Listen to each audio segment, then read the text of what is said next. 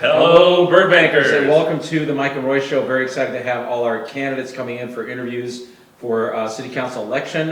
Do want to say, in the age of coronavirus, we have a little unusual setup, not in our kitchen, my kitchen.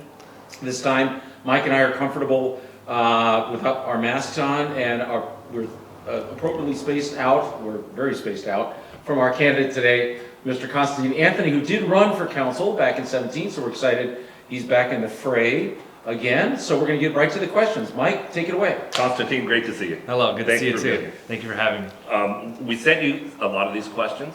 We're going to ask a couple more at the end, but one of the questions that we did send you was about the Burbank Airport and the plans to expand the terminal to 150% of its existing size.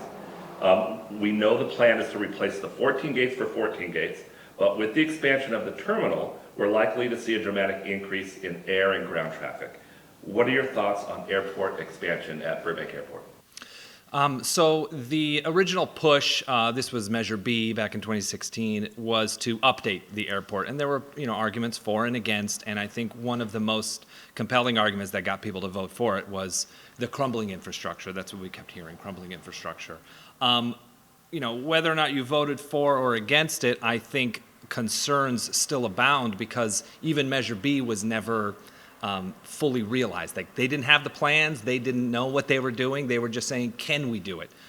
For me, if I am so lucky to get this seat on City Council, I will watch this thing like a hawk. For most importantly, first and foremost, ADA accessibility. For me, everything revolves around and starts from disability rights. So I don't want to do just an ADA minimum. I want this airport, if it is to be expanded, to be accessible to everybody. That's, young, old, families, singles. Moving forward, though, the economic impact of this airport brings in commuters and it brings in traffic. So we really need to be able to mitigate all of those instances, all of those problems that come with economic growth. One way I see, actually, of reducing short-haul commuter trips north and south is actually this new high-speed rail that the governor's been pushing. And it's been a boondoggle for years now.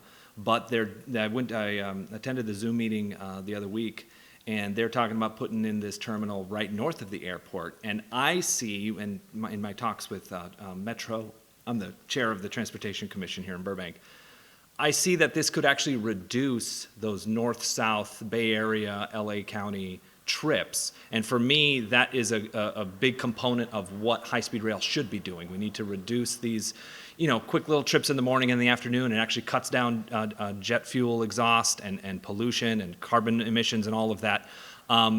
For me, the airport, it needs to treat its neighbors better. I know we talk a lot about the voluntary curfew, and I don't know if we can make it mandatory, but I would like to push for fines to be made on people who don't follow the rules. Give them maybe a freebie every so often, but if it's a repeat offender, I want to see fines increase. That is a huge component of what I mean by treat your neighbors correctly, because it's an airport that's in a very residential neighborhood. This isn't LAX in the industrial area. So for me, I'd like to really take a look at what we can do to get people to play along. And my concern moving forward is that there's going to be some bad players moving in. Amazon just announced that they're going to be leasing 16 acres at the Avion Center, which is just north of the airport. And if you look at the design plans, they can, if they want to, option to build a back door to the airport. And that's going to have a huge amount of commercial, delivery service. So that's more flights. And we really need to keep an eye on them and keep their keep them playing nice, as we know Amazon does not want to do in any of the cities that they work in. Well, thank you for that answer. And you talked about fines for airlines who break the curfew. We're going to have to levy a fine on you for breaking our 2-minute answer rule.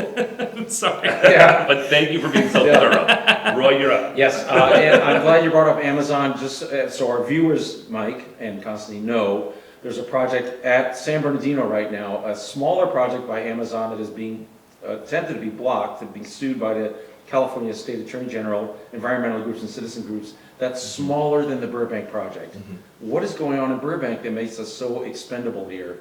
I don't know, that's just a side note too. I'm glad you brought up Amazon. So thank you.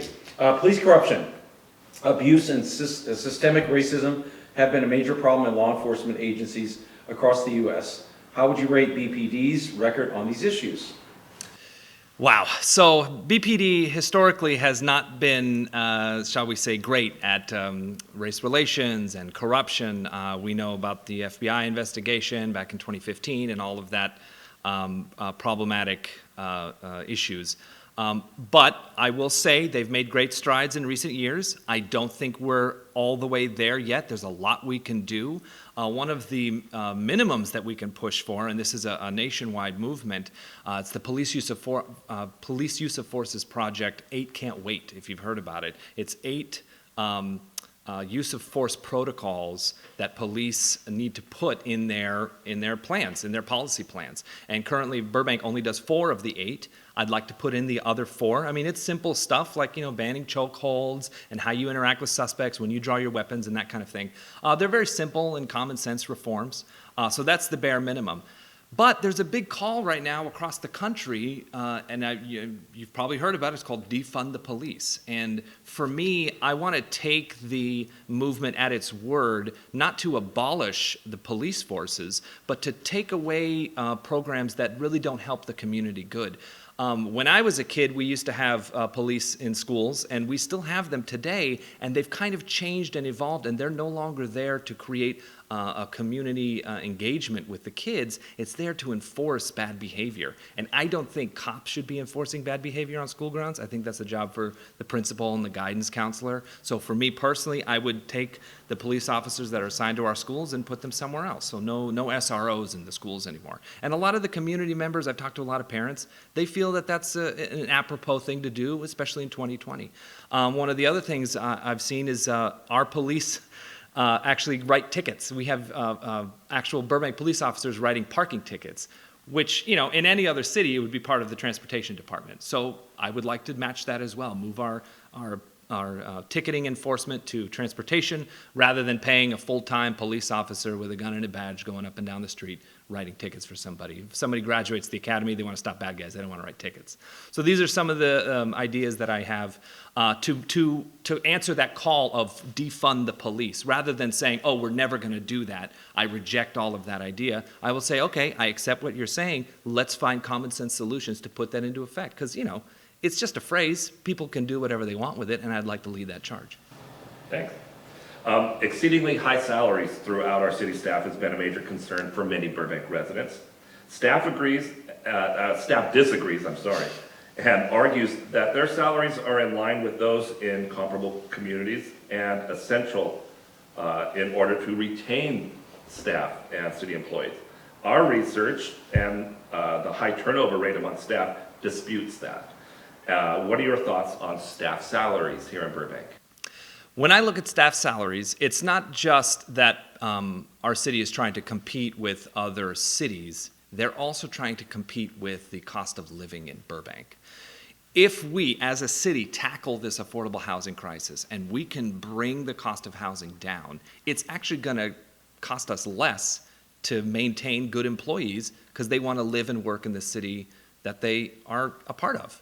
So for me, tackling the housing crisis, first and foremost, I think will reduce all salaries across the board because you no longer have to pay somebody what their landlord is charging them, which is 2 to 3 times what they should be.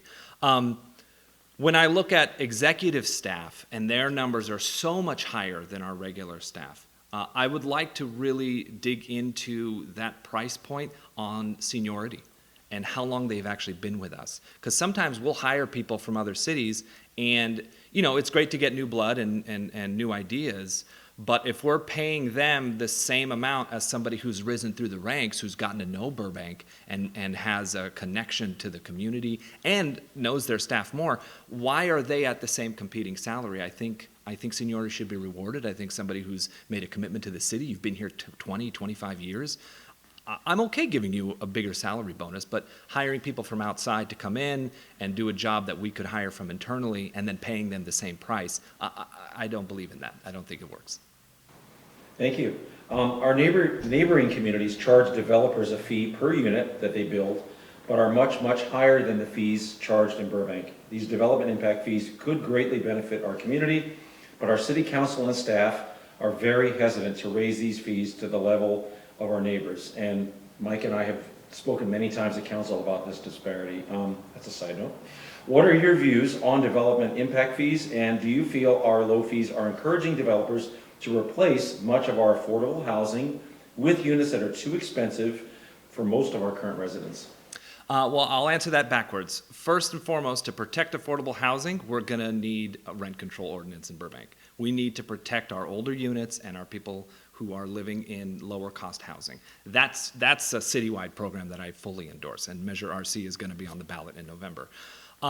As far as development impact fees, we are so low in our development impact fees that developers they salivate when they come to Burbank. I've had conversations with many of our current council members about why don't we raise development impact fees, and they told me, well, if you raise them too high, we won't get any development. And I said, okay, so why don't we raise it a little bit and see if they stop coming? And if they keep coming, raise it a little bit more. Let's test this market, right? They don't want to test the waters at all.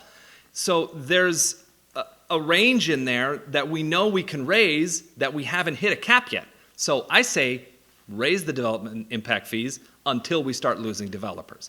Then we bring it back down again and we can entice them in.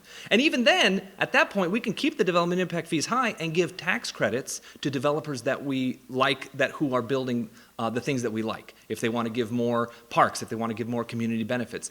And that way it's more of a carrot and a stick rather than, hey, well, let's keep it low, let's get everybody in because we need development. There's always going to be a developer knocking on our door. That is a fact. What I'd like to see change in the city planning division, though, is a scaling of how much we charge people to build. Right now, if you want to build something, you want to build an addition to your home, or you want to build a 46-unit megaplex, it costs you the same amount of money to go to plan check and get that done. And I don't think that's right.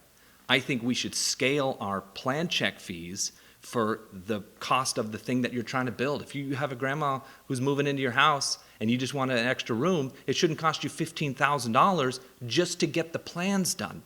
So for me, changing the scaling on the plan check and increasing the development impact fees till we start to find an equilibrium. Thank you. This question is about our schools. The Burbank Unified School District has been attempting to pass a new parcel tax to support the financial needs of our schools. Burbank voters did not pass these ballot measures in our last two elections. Are you in favor of a new parcel tax to support our schools? Now, I will reject the premise of that question because 64% of Burbankers did vote for it. It just didn't meet the 66.7% needed to pass. So yes, they didn't pass it, but oh my gosh, that's an overwhelming majority. So for me, I would like the city to take that on. You know, in Pasadena in 2018, they passed a sales tax the same year we passed a sales tax. But they also passed another ordinance guaranteeing 30% of that sales tax goes to their school district, and we didn't do that. So I don't know what's going on, why the disconnect between our city and school district is so ongoing for so many years, but I have a good working relationship with our current school board, so I would like to reach across the aisle and help fund the schools by passing a similar parcel tax, only I would like to do it a little different. I would like to exempt the first 1,500 square feet, and that protects small businesses and modest-sized homes. So if you have a home that's 1,500 square feet and under, you don't even pay anything on this thing. But if you got a McMansion on the hill, okay, now you got to drop a little bit in the bucket. If you're a small business and you got 1,200, 1,100 square feet, you're fine. But Amazon with the 16 acres, Walmart with the huge square footage, IKEA, they're the ones who are going to start dumping in on this thing. So that's my push. It's going to be a parcel tax that is very progressive. It's going to help. It's going to exempt small businesses and small-time homeowners. So that's what I'd push for at the city level. Thank you.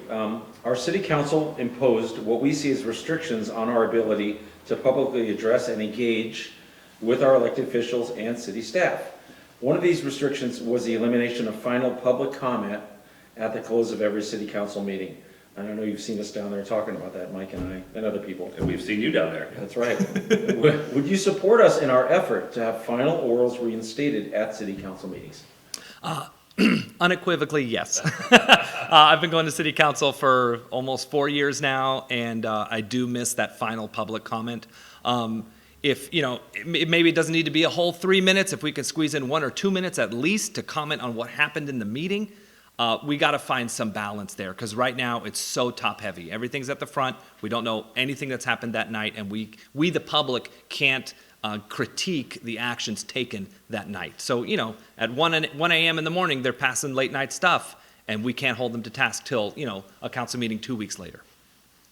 Thank you. The next question, now these are a couple questions that we didn't send you. Okay. But you kind of have answered this next one about overdevelopment. And so let's skip on to the next one, if you don't mind, Roy. Please. Because Konstantine, he went over his time on the one question and covered the overdevelopment. In a big way. Yeah. So this way we can take that fine back. Sure. Yeah.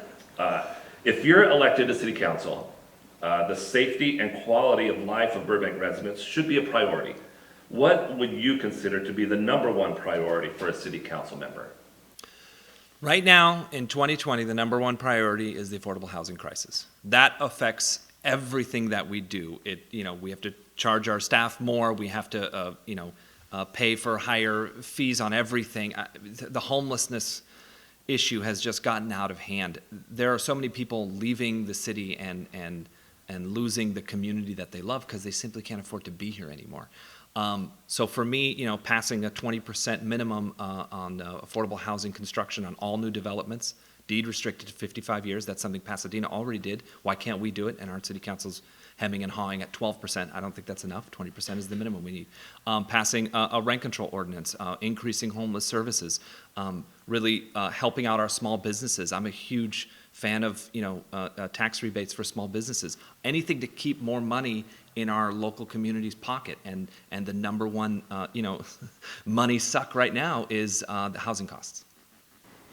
Thank you. And you already touched on Amazon. Mike, how do you feel about maybe changing this question a little bit, since we've talked about that in the interest of time? Yeah, and we also want to make sure that we ask each question to each candidate the same way, so we don't show any favoritism. Sure. Exactly. So maybe we should stick to it the way it is. Okay. I just skipped that other one because Konstantine had already answered it. Got it. And part of this you've already brought up eloquently about Amazon. So, but here's the question, so it's everybody gets the same one. One of the best kept secrets in Burbank, until recently it sounds like, is the addition of a large Amazon facility at the new Avion development. What do you think why do you think this has been kept a secret, and how do you feel this will affect the surrounding neighborhood and the entire community? Also, what do you think will happen to the new Avion development when the high-speed rail facility comes to that area? I dug into the environmental impact report on the Avion project, and technically it says you can have deliveries to and from this site. There is no way that any reasonable person who put together the idea of deliveries to and from would envision a Amazon distribution center in this hub. This is unprecedented. I mean, this is a huge company, and they run, vans and buses and trucks. So Hollywood Way is gonna get hit with so many giant big rigs. And I've talked to community development, and they said they can only take a left on the Hollywood North to the airport. Okay, so now they're crossing 4 or 5 lanes of traffic every time and just locking down the street. It's going to be a mess. It absolutely is going to be a mess. One of the reasons why I want to pass the parcel tax is to be able to have Amazon pay into street repair. And how do we mitigate that traffic? And what are the impacts on congestion and smog and all of that? If the high-speed rail comes into town, my bet is that they're going to look for commercial access to that as well, so start transporting stuff by rail. Honestly, that would actually be a better alternative, I feel, because filling up our roads with trucks and vans all day long, that ruins the every day-to-day business of Burbank. So I mean, it's such a difficult position because they pay such low wages. I mean, it's ridiculous how low they pay. These people work 8, 10, 12 hours a day in these warehouses, and they get minimum wage, sometimes even less than that when you factor in commute time and breaks. So I'm actually in favor of passing a minimum wage increase on our largest employers in Burbank. And I think a minimum wage increase, a tax on these large corporations, and a push to move everything to the rail rather than the flights and the streets is the only way we're going to be able to mitigate this devastation that Amazon does. And you can look at any city that they move into. It's the same problems. So we'll just look at what other cities are doing, what works and what doesn't, and we put it in right here. Thanks. Thanks for coming today. We really appreciate it. Thanks for being up on so many of the issues that we're dealing with. And we have one more question, maybe the most important question. Roy? Bulldogs or Indians? I'm on the other side of the 5, so I got to go with the Bulldogs. Okay, all right. We're Indians, so our kids all went to Burroughs. Yeah, we can still be friends. But we should not let that influence anybody's vote here in Burbank. No. Konstantine, Anthony, thank you so much for joining Appreciate us it on the so Mike much. and Roy Show. Have a good day. And best of luck in the election. And we will see you next time on the Mike and Roy Show. Okay, we'll Great, stop. great, man.